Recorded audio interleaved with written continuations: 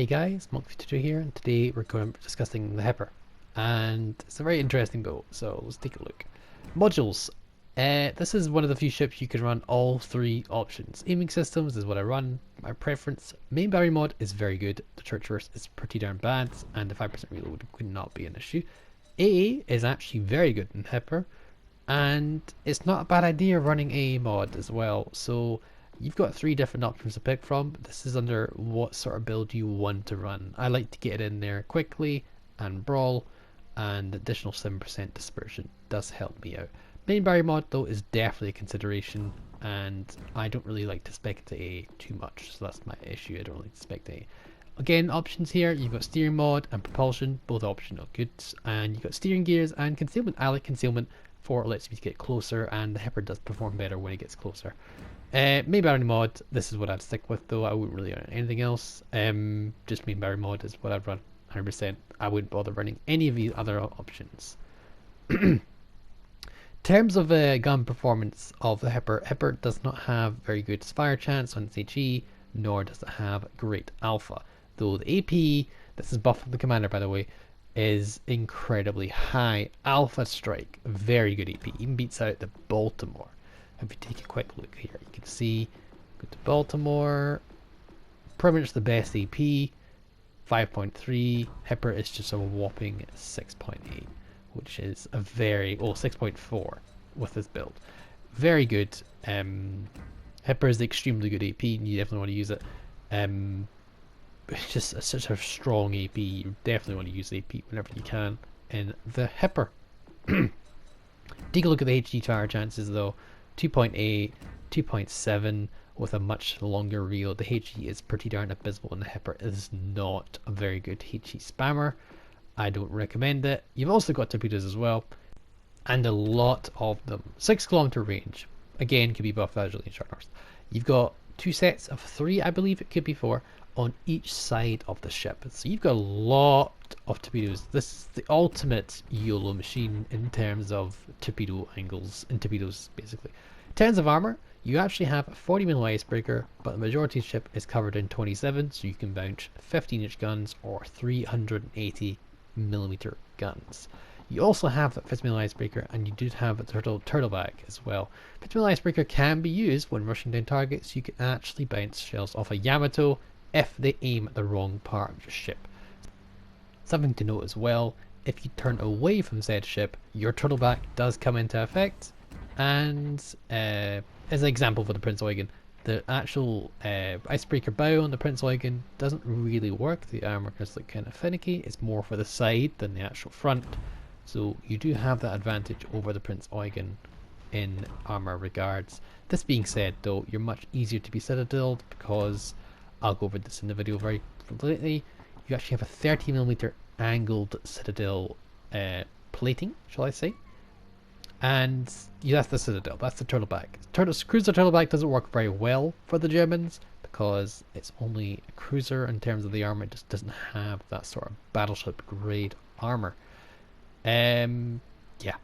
But what's something to note though is the angled side of the citadel, the bit where you're going to pen 90% of your shells, is 30mm on the Hipper, which is not much armor.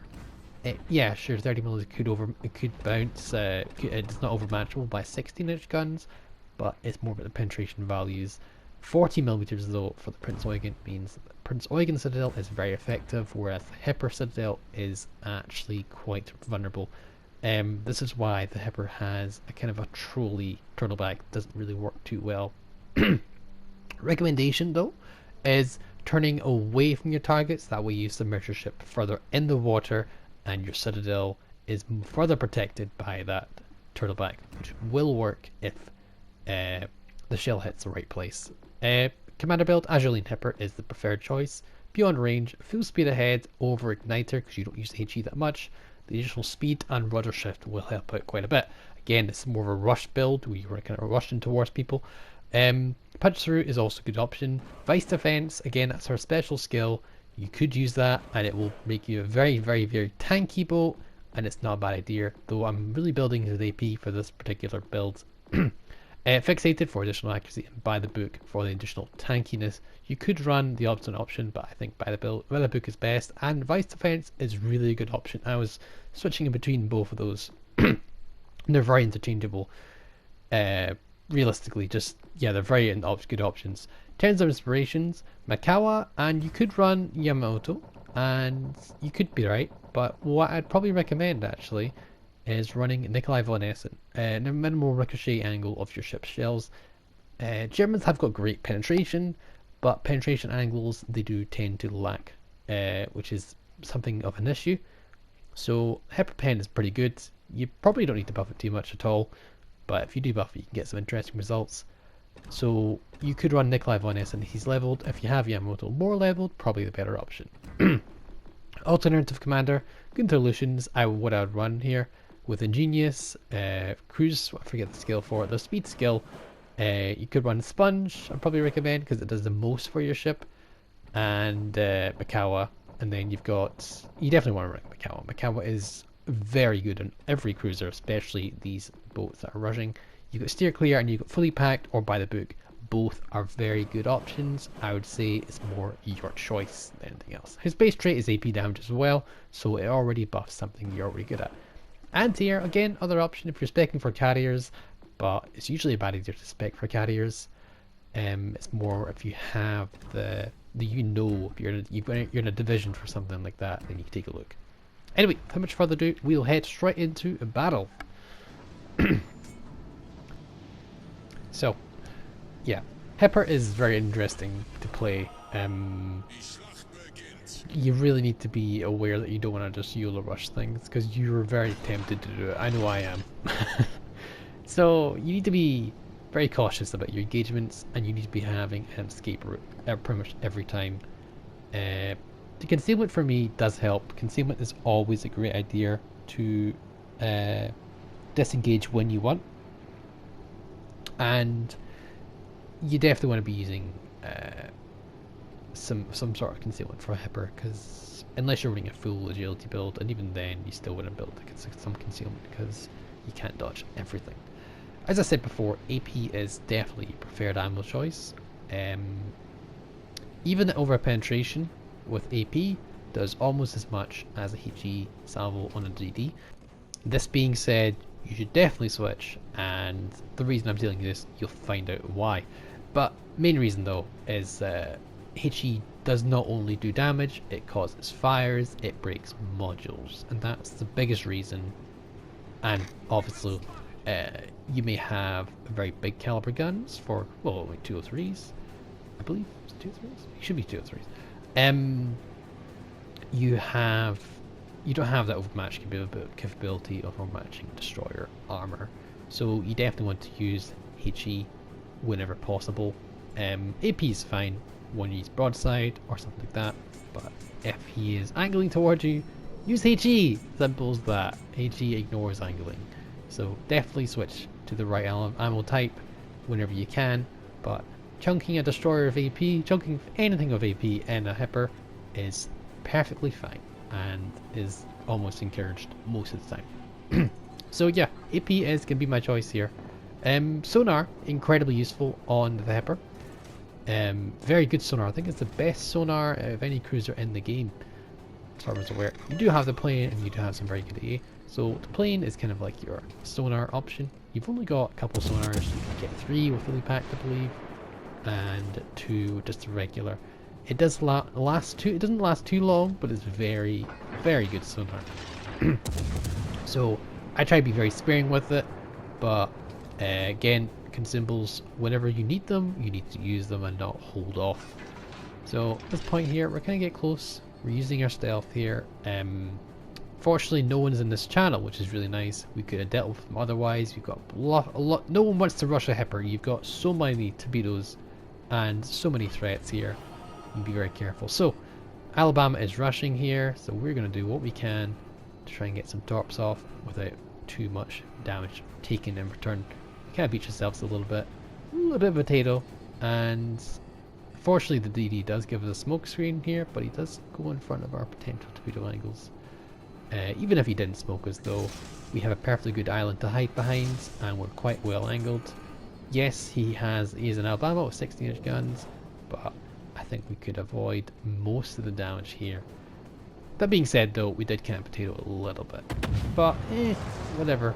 That's how things work. As a result though, this poor Alabama is definitely dead. If not by the DD's torpedoes, by mine. There we go. He is completely and utterly ripped a new one. And because he's taken out, we can actually be a bit more aggressive and push in. Something to note in the Hipper, you'd be aware of what has 16-inch guns and what does not, because you can aggressively push things to 16-inch guns or not. This is a Nagato, I don't really fret about Nagato. Notice how I didn't switch to HE. Probably should have again, but that's fine. This wasn't a problem because he was giving me a flat broadside. Gonna keep the AP on again, not a problem. It does work, though. Did see we did get a bounce there. So, something I've learned from this game myself is definitely switch to HE from time to time. Anyway, with the bouncing providing some invaluable support, we're being incredibly helpful here.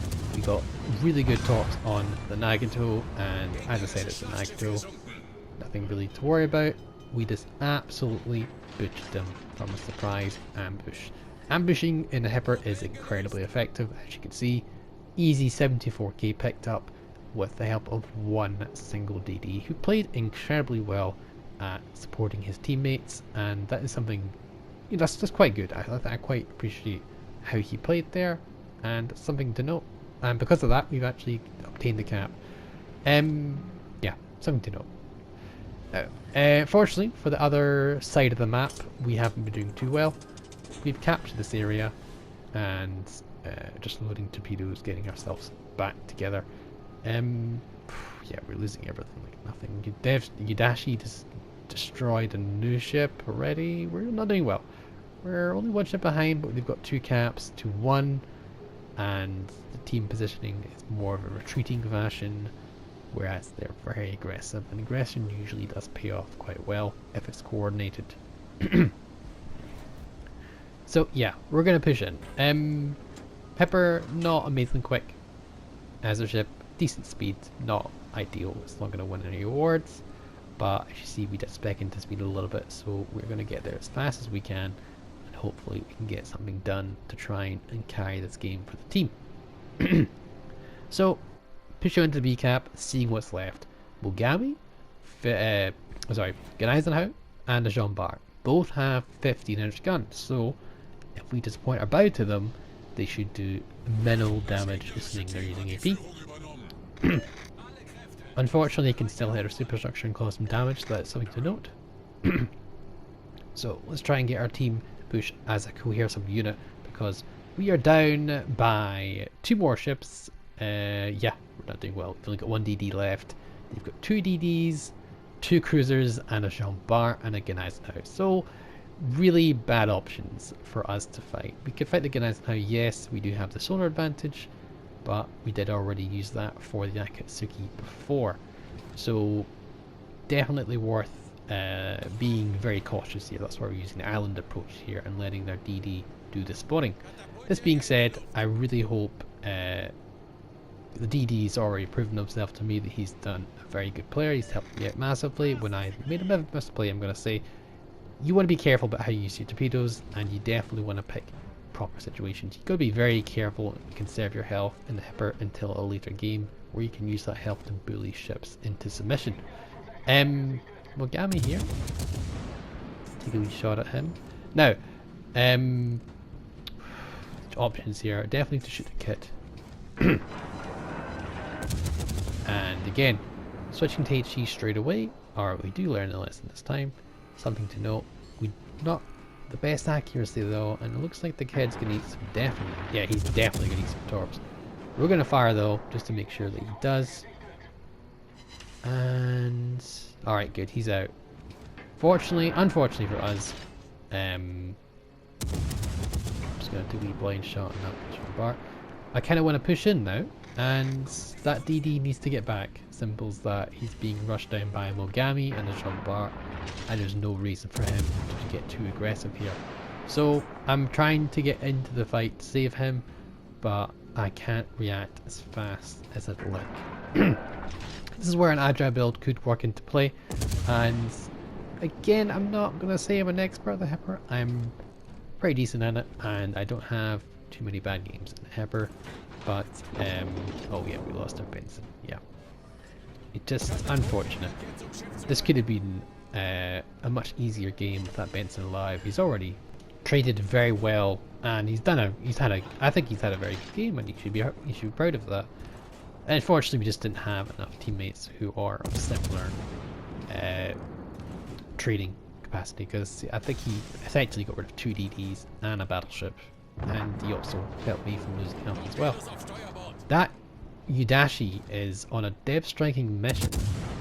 That is insane. Anyway, broadside New Orleans, we're going to take a shot and see what we can get. German accuracy is German, so over pens. Ugh. This being said, by the way, folks, over pens is not dependent on how much you buff your penetration, it's actually your shell arming time. And this is where I make one of the biggest mistakes that actually cost me this whole game, so something definitely to know. Not the Citadels, not using the AP on Omagami, that's perfectly fine. We definitely want to use the AP on Omagami. Definitely want to aim up to try and not hit the island, which is fine. We get overpens, not great, but we keep a setup of torpedoes in reserve. That's something. But switching ammo types, you need to do it. As simple as that. As much as you like AP on the Hipper, you can't just completely fire just AP. Mogami's going for that rush here. We're probably going to die to this. This being said though, torpedo angles on the Mogami are in the rear, which means you cannot actually torpedo us that way. We can bow tank the Jean Bart, no problemo. Though the biggest issue is that Udashi, and switching to HE right now is the best play, but I don't do it. I'm going to tell you right now, folks, switch to HE is definitely worth it. Like, we got 2 shadows on the Jean Bart, it's the Jean Bart. If we had HE loaded right now, this game might have been completely different. There we go, that's why. 4 bounces on a Udashi, and that is what leads to us dying horrifically this game.